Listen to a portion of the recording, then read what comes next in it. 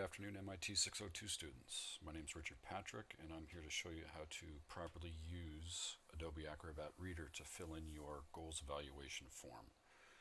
Now, one of the common misconceptions is that you can use any web browser to edit a PDF form. Unfortunately, this is not the case. So, for example, if you right-click on the form, open with Firefox, you're going to see that once the form is open, you have no ability to edit the form. You can click anywhere you want and you will not be able to access any information. So we're going to close this back out. What you want to do is make sure you have a copy of Adobe Acrobat Reader on your computer. It's a free software that you can download from adobe.com. Once you have that installed, you're going to right click on your goals evaluation form, open with Adobe Acrobat Reader. And once this opens up, you're going to see you have your form here. Now, if you left click down into the business goals area, you're going to see that you're going to get the cursor blinking. That does not mean you can actually fill in information here.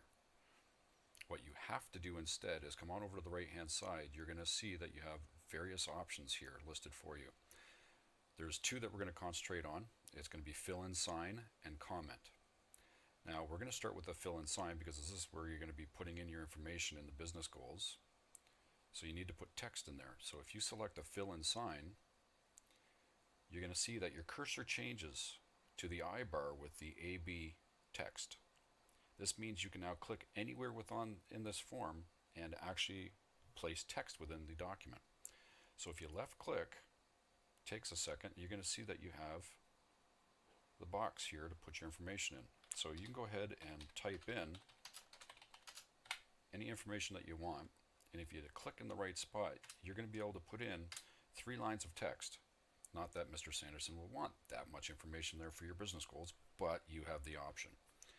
Once you're done placing your text in the first business goals slot, you now have to select one of the achievements, whether it's been achieved or not, partially achieved, doesn't matter. What you cannot do is left click on any of these to have a checkbox appear.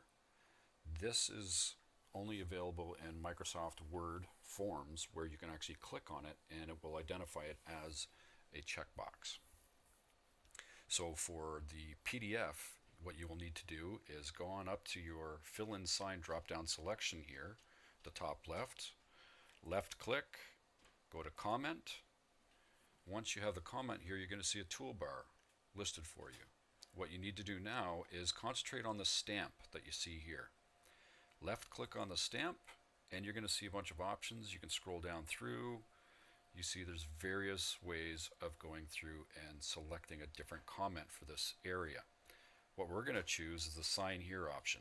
Once you're on the sign here option, you're going to come on down and you're going to choose the green check mark. Now once you select this, you're going to have a dialog box open up.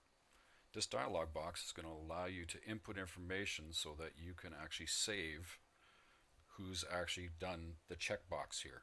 So once that's in place, you can actually just sit and click on complete.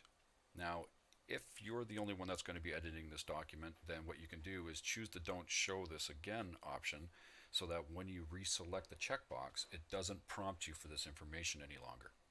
I'm just going to leave it blank for now just so you can see that when I click on complete, I now have the check mark replace my cursor.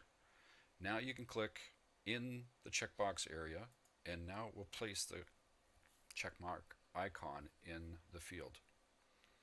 Now you can go on and continue to edit the document. So again, what you would have to do is you'd have to go back up to the top, choose fill in sign, scroll down, select number 2,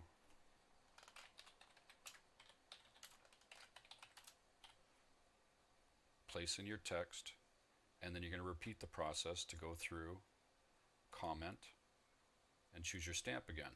The sign here, green check bar, and you're going to see that it's going to prompt you for this once again.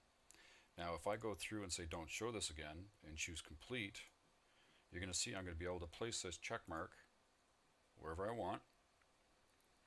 I can come back up, reselect it again, grab my check mark, and now I can place it anywhere without being prompted for that dialog box any longer. Once you're done filling out your form, you have to save it.